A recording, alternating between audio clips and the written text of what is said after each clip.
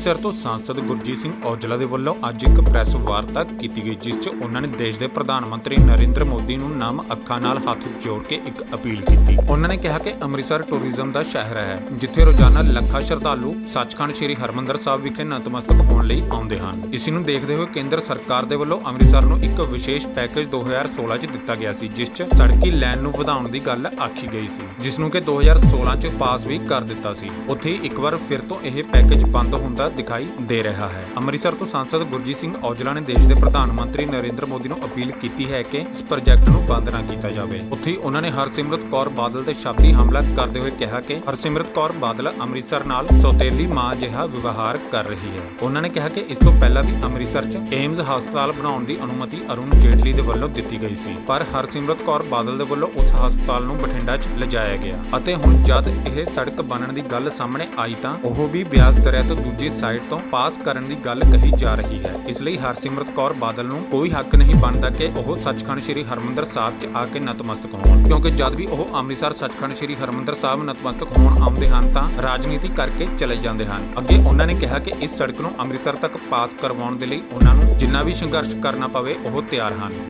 ਅੱਜ ਦੀ ਜਿਹੜੀ press conference ਹੈ ਇਹ ਦਿੱਲੀ ਅੰਮ੍ਰਿਤਸਰ ਕਟੜਾ ਐਕਸਪ੍ਰੈਸ ਨੂੰ ਲੈ ਕੇ ਕੁਝ ਜਿਹੜੇ ਛੱਛੋਪੰਜ ਦਿਮਾਗ ਦੇ ਵਿੱਚ ਪਾਏ ਜਾ ਰਹੇ ਆ ਕਿ ਇਹ ਜਿਹੜਾ ਹੁਣ ਅਪਰੂਵਲ ਹੋਈ ਉਹ ਬਿਲਕੁਲ ਠੀਕ ਹੈ। ਮੈਂ ਉਹਦੇ ਮੁਤਲਕ ਮੀਡੀਆ ਦੇ ਰਾਹੀਂ ਸਾਰੇ ਉਹਨਾਂ ਲੀਡਰ ਸਾਹਿਬਾਨ ਦੇ ਅੱਗੇ ਵੀ ਗੱਲ ਰੱਖਣੀ ਚਾਹੁੰਦਾ ਹਾਂ, ਪ੍ਰਾਈਮ ਮਿਨਿਸਟਰ ਸਾਹਿਬ ਦੇ ਅੱਗੇ ਵੀ ਰੱਖਣੀ ਚਾਹੁੰਦੇ ਹਾਂ, ਨਿਤਨ ਗਡਕਰੀ ਜੀ ਅੱਗੇ ਵੀ ਰੱਖਣੀ ਚਾਹੁੰਦੇ ਹਾਂ ਔਰ ਮੁੱਖ ਮੰਤਰੀ ਪੰਜਾਬ ਕੈਪਟਨ ਅਮਰਿੰਦਰ ਸਿੰਘ ਜੀ ਅੱਗੇ ਵੀ ਰੱਖਣੀ ਚਾਹੁੰਦਾ ਕਿ ਇਹਦੀ ਅਸਲੀਅਤ ਨੂੰ ਜਾਣ ਕੇ ਹੀ ਗੱਲ ਕੀਤੀ ਜਾਵੇ, ਕਿਉਂਕਿ ਜਿਹੜੀਆਂ DPR ਭੇਜੀਆਂ ਗਈਆਂ ਉਹਨਾਂ 'ਚ ਬਹੁਤ ਕੁਛ ਹੈ ਜਿਹੜਾ ਅਸਲੀਅਤ ਨੂੰ ਲੁਕਾਉਂਦਾ ਹੈ।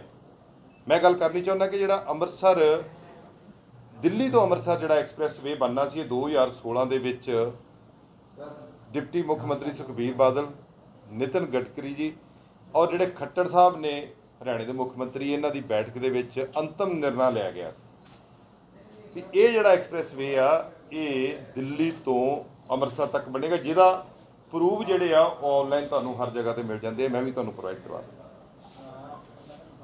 ਔਰ ਉਸ ਤੋਂ ਬਾਅਦ ਡਾਕਟਰ ਜਤਿੰਦਰ ਸਿੰਘ ਨੇ ਉਹਨਾਂ ਨੇ ਕੋਸ਼ਿਸ਼ ਕਰਕੇ ਇਹਨੂੰ ਕਟੜੇ ਅੰਮ੍ਰਿਤਸਰ ਤੋਂ ਕਟੜੇ ਤੱਕ ਵਧਾਇਆ ਗਿਆ ਔਰ ਜਿਹੜੀ ਮੇਰੇ ਜਾਣਕਾਰੀ ਤੱਕ ਹੈ ਕਿ ਮੋਦੀ ਜੀ ਦਾ ਵੀ ਇੰਟਰਸਟ ਸੀ, ਕਿਉਂਕਿ ਉਹ ਗੁਰੂ ਤੇਗ ਬਹਾਦਰ ਜੀ ਦਾ ਜਨਮ ਸਥਾਨ ਗੁਰੂ ਕਾ ਮਹਿਲ, ਗੁਰੂ ਤੇਗ ਬਹਾਦਰ ਜੀ ਨਾਲ ਸੰਬੰਧਿਤ ਬਾਬਾ ਬਕਾਲਾ ਗੁਰਦੁਆਰਾ 400 ਸਾਲ ਆ ਰਿਹਾ, ਉਹਨਾਂ ਦਾ ਮਨ ਸੀ ਕਿ ਜਿਹੜਾ ਹਿੰਦੂ ਵਾਸਤੇ ਗੁਰੂ ਸਾਹਿਬ ਨੇ ਸ਼ਹੀਦੀ ਦਿੱਤੀ ਹੈ ਮੈਂ ਕੁਛ ਨਾ ਕੁਛ ਉਹਦਾ ਜ਼ਰੂਰ ਉਹਨਾਂ ਦੇ ਵਿੱਚ ਵੀ ਕਰਾਂ।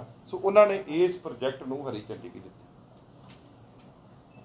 ਇਹ ਜਿਹੜਾ ਪ੍ਰੋਜੈਕਟ ਸੀ ਜਦੋਂ ਹਰੀ ਝੰਡੀ ਹੋਣ ਤੋਂ ਬਾਅਦ ਇਹਦਾ ਜਿਹੜੀ ਪ੍ਰੋਜੈਕਟ ਰਿਪੋਰਟ ਬਣੀ ਆਪਸ਼ਨਲ ਬਣੀ, ਆਪਸ਼ਨ 1, ਆਪਸ਼ਨ 2, ਆਪਸ਼ਨ 3, ਉਦੋਂ ਜਿਹੜੀ ਆਪਸ਼ਨਲ ਬਣੀ ਸੀ ਜਿਹੜੀ ਕਿ ਮੈਂ ਤੁਹਾਨੂੰ ਵੀਡੀਓ ਵੀ ਸੁਣਾਏਗਾ, ਜਿਹੜੀ ਮੈਂ ਤੁਹਾਨੂੰ ਕਲੀਅਰ ਕਰ ਦੇਣੀ ਚਾਹੁੰਦਾ ਕਿ ਇਹ ਆਪਸ਼ਨ ਜਿਹੜੀ ਹੈ ਇਹ ਕਦੋਂ ਬਣੀ। ਇਹ 2016 'ਚ ਜਿਹੜੀ ਮੀਟਿੰਗ ਪਹਿਲੀ ਹੋਈ ਹੈ ਇਹਨਾਂ ਦੇ ਵਿੱਚ ਸੁਖਬੀਰ ਬਾਦਲ ਜੀ, गडकरी साहब सड़क एवं परिवहन मंत्री नितिन गडकरी से मुलाकात की और अमृतसर टू दिल्ली एक्सप्रेसवे पर चर्चा की। इस एक्सप्रेस अलाइनमेंट को मंजूरी दे दी गई है। सुखबीर सिंह बादल के मुताबिक जलंधर टू अजमेर एक्सप्रेसवे को भी मंजूरी दी गई है। ਜਿਹੜਾ ਦਿੱਲੀ ਅੰਮ੍ਰਿਤਸਰ ਐਕਸਪ੍ਰੈਸਵੇ ਹੈ ਜਿਹਦੇ ਨਾਲ 100 ਕਿਲੋਮੀਟਰ ਡਿਸਟੈਂਸ ਘਟੂਗਾ ਤੇ ਦਿੱਲੀ ਤੋਂ ਅੰਮ੍ਰਿਤਸਰ 3.5 ਘੰਟੇ ਦਾ ਸਫ਼ਰ ਬਣ ਜਾਊਗਾ। ਉਹਦੀ ਫਾਈਨਲ ਅਲਾਈਨਮੈਂਟ ਫਾਈਨਲ ਕਰਕੇ ਅਪਰੂਵਲ ਦਿੱਤੀ ਹੈ, ਬੜੀ ਖੁਸ਼ੀ ਹੈ ਉਸ ਵਾਸਤੇ। ਦੂਜੀ ਉਹਨਾਂ ਨੇ ਅਪਰੂਵਲ ਦਿੱਤੀ ਹੈ ਜਲੰਧਰ ਅਜਮੇਰ ਐਕਸਪ੍ਰੈਸਵੇ ਦੀ, ਜਿਹਦੇ ਨਾਲ ਪੰਜਾਬ ਦੀ ਟ੍ਰੇਡ ਨੂੰ, ਪੰਜਾਬ ਹਰਿਆਣਾ ਜੰਮੂ ਕਸ਼ਮੀਰ ਤੇ ਹਿਮਾਚਲ ਦੀ ਟ੍ਰੇਡ ਨੂੰ, ਇੰਡਸਟਰੀ ਨੂੰ ਤੇ ਟ੍ਰੈਫਿਕ ਨੂੰ बहुत बड़ी राहत मिलेगी। हरियाणा के मुख्यमंत्री मनोहर लाल ने भी दिल्ली टू अमृतसर एक्सप्रेसवे पर अपनी सहमति जाहिर की है। गौरतलब है Delhi to Amritsar expressway via Jind और बरनाला होते हुए होगा।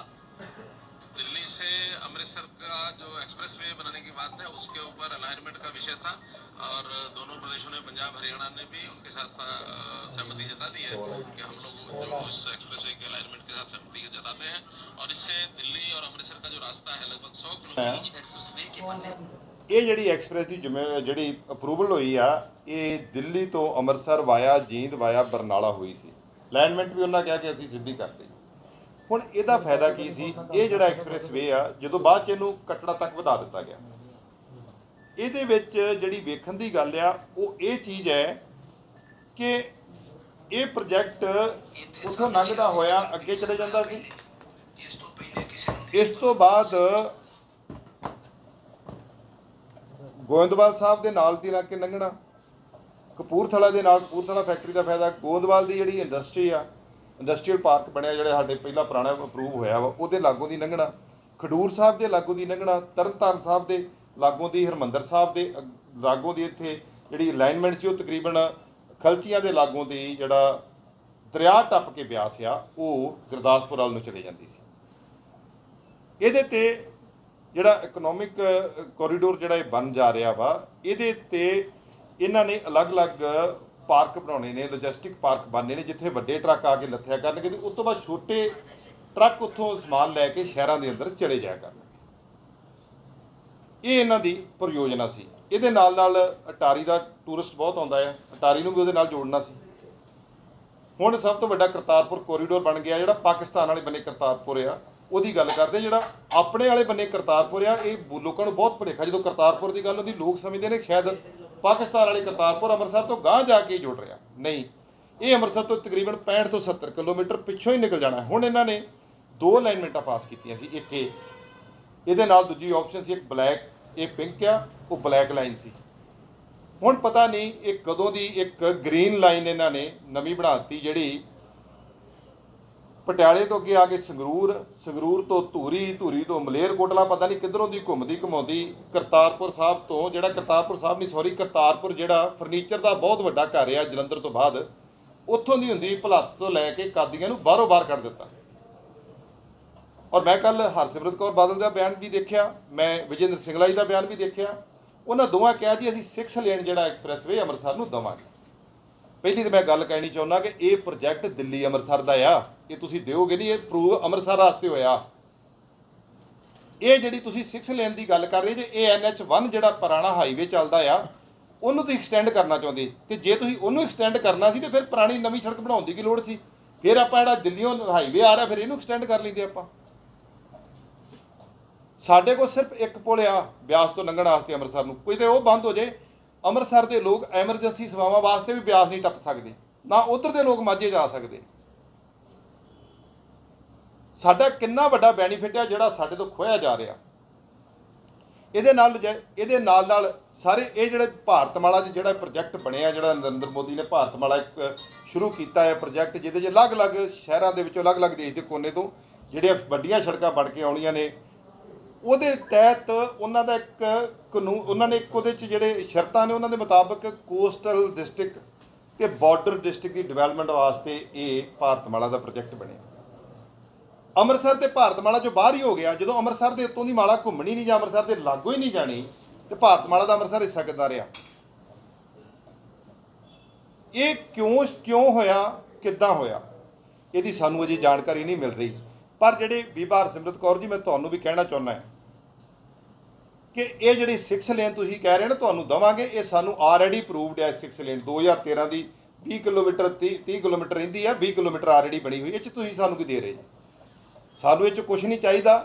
ਸਾਨੂੰ ਸਿਰਫ ਤੇ ਸਿਰਫ ਜਿਹੜਾ ਦਿੱਲੀ ਅੰਮ੍ਰਿਤਸਰ ਐਕਸਪ੍ਰੈਸ ਵੇ ਹੈ ਜਿਹੜਾ ਕਟੜੇ ਤੱਕ ਜਾਣਾ ਆ, ਉਹ ਸਾਨੂੰ ਅੰਮ੍ਰਿਤਸਰ ਦੀ ਧਰਤੀ ਨੂੰ ਬਿਆਸ ਟੱਪ ਕੇ ਟੱਚ ਕਰਨਾ ਚਾਹੀਦਾ। ਸਾਡੀ ਪੁਰਜ਼ੋਰ ਮੰਗ ਆ ਉਹ। ਹਰ ਵੇਲੇ ਮੈਂ ਇੱਕ ਧਿਆਨ ਤੁਹਾਡੇ ਤੇ ਲਿਆਉਣਾ ਚਾਹੁੰਦਾ ਕਿ ਤੁਸੀਂ ਹਰ ਵੇਲੇ ਅੰਮ੍ਰਿਤਸਰ ਨਾਲ ਹੁੰਦੇ ਧੱਕੇ ਨੂੰ ਜਰਾ ਨਿਗਾਹ ਤੇ ਮਾਰ ਕੇ ਵੇਖੋ ਕਿਵੇਂ ਸਾਡੇ ਅੰਮ੍ਰਿਤਸਰ ਨਾਲ ਧੱਕਾ ਆ। ਦੇਸ਼ ਦੀ ਆਜ਼ਾਦੀ ਤੋਂ ਬਾਅਦ ਅੰਮ੍ਰਿਤਸਰ ਦੀ ਜਨਸੰਖਿਆ 4 ਲੱਖ, ਲਾਹੌਰ ਦੀ 6 ਲੱਖ। ਅੱਜ ਅੰਮ੍ਰਿਤਸਰ ਦੀ ਜਨਸੰਖਿਆ 25 ਲੱਖ ਤੇ ਲਾਹੌਰ ਦੀ 1 ਕਰੋੜ 10 ਲੱਖ ਹੈ। ਤੇ ਪਹਿਲੇ ਇਨਫਰਾਸਟ੍ਰਕਚਰ ਵਾਈਜ਼ ਏਸ਼ੀਆ ਦੇ 10 ਸ਼ਹਿਰਾਂ ਦੇ ਵਿੱਚ ਆਉਂਦਾ। ਅਸੀਂ ਦੇਖ ਲਓ ਕਿੱਥੇ ਖੜੇ ਆ। ਸਾਡੇ ਕੋਲ ਇੱਕ ਇੰਟਰਨੈਸ਼ਨਲ ਏਅਰਪੋਰਟ ਆ, ਅਸੀਂ ਤਰਲਿਆਂ ਦੇ ਨਾਲ ਕਲਰਕ ਵਾਂਗੂ ਕੰਮ ਕਰਨਾ ਪੈਂਦਾ, ਫਿਰ ਜਾ ਕੇ ਉਹਦੇ ਫਲਾਈਟਾਂ ਮਿਲਦੀਆਂ ਨੇ। ਪਰ ਤੁਸੀਂ ਕਹਿੰਦੇ ਜੇ ਅੰਮ੍ਰਿਤਸਰ ਨੂੰ ਦਿੱਤਾ ਕੀ ਆ? ਏਮਜ਼ ਆਇਆ ਬੀਬਾ ਜੀ ਤੁਸੀਂ ਚੱਕ ਕੇ ਲੈ ਕੇ ਬਠਿੰਡੇ। ਜੇਤਲੀ ਜੀ ਨੇ ਅੰਮ੍ਰਿਤਸਰ ਵਾਸਤੇ ਅਨਾਉਂਸ ਕੀਤਾ ਸੀ, ਸਾਰੇ ਲੋਕ ਜਾਣਦੇ, ਪ੍ਰੈਸ ਜਾਣਦੀ, ਮੀਡੀਆ ਜਾਣਦਾ। ਪ੍ਰਪੋਜ਼ਲਾਂ ਇੱਥੋਂ ਦੀਆਂ ਬਠਿੰਡੇ। ਸੈਂਟਰ ਯੂਨੀਵਰਸਿਟੀ ਆਈ, ਪ੍ਰਪੋਜ਼ਲ ਅੰਮ੍ਰਿਤਸਰ ਦੀ ਬਣੀ, ਤੁਸੀਂ ਲੋਕਾਂ ਨੇ ਚੱਕ ਕੇ ਬਠਿੰਡੇ ਲੈ ਗਏ ਜੀ। ਅੰਮ੍ਰਿਤਸਰ ਜ਼ਮੀਨ ਹੈ ਨਹੀਂ, ਅੰਮ੍ਰਿਤਸਰ ਪਾਣੀ 'ਚ ਵਸਣ ਡਿਆ, ਐਡਾ ਹੀ ਮਾੜਾ ਅੰਮ੍ਰਿਤਸਰ ਹੋ ਗਿਆ, ਜ਼ਮੀਨ ਹੈ ਨਹੀਂ। ਤੁਸੀਂ ਮਾਲਵੇ ਵਾਸਤੇ ਜੀ ਸਦਕੇ ਵੱਧ ਲਓ, ਸੜਕਾਂ ਲਓ, ਅਸੀਂ ਕਿਸੇ ਤਰੱਕੀ 'ਚ ਨਹੀਂ ਅੜਚਣ ਪਾਉਂਦੇ, ਪਰ ਤੁਸੀਂ ਆਪਣੀਆਂ ਮੰਗੋ। ਜਿਹੜੀ ਅਨਾਉਂਸਮੈਂਟ ਅੰਮ੍ਰਿਤਸਰ ਵਾਸਤੇ ਹੁੰਦੀ ਆ ਚੱਕ ਕੇ ਮਾਲਵੇ 'ਚ ਕਿਉਂ? ਕੀ ਮਾਝਾ ਹਿੱਸਾ ਨਹੀਂਗਾ? ਕੀ ਦਰਿਆਵਾਂ ਪਾਰ ਤੁਹਾਨੂੰ ਬਿਲਕੁਲ ਸਾਡੇ ਨਾਲ ਕੋਈ ਲਗਾ ਨਹੀਂਗਾ? ਹਰਿਮੰਦਰ ਸਾਹਿਬ ਕਾਹਦੇ ਵਾਸਤੇ ਆਉਂਦੇ ਜੀ? ਹਰਿਮੰਦਰ ਸਾਹਿਬ ਆਉਣਾ ਬੰਦ ਕਰੋ। ਇਹ ਵੋਟਾਂ ਦੀ ਸਿਰਫ ਰਾਜਨੀਤੀ ਕਰਨ ਤੁਸੀਂ ਲੋਕ ਆਉਂਦੇ ਜੇ। ਜਿੰਨੇ ਲੀਡਰ ਸਾਹਿਬਾਨ ਨੇ ਅੰਮ੍ਰਿਤਸਰ ਨੂੰ ਪਿਆਰ ਕਰਦੇ ਜੇ ਤੇ ਅੰਮ੍ਰਿਤਸਰ ਨਾਲ ਖਲੋ, ਅੰਮ੍ਰਿਤਸਰ ਨਾਲ ਪਿੱਠ ਨਾ ਕਰੋ।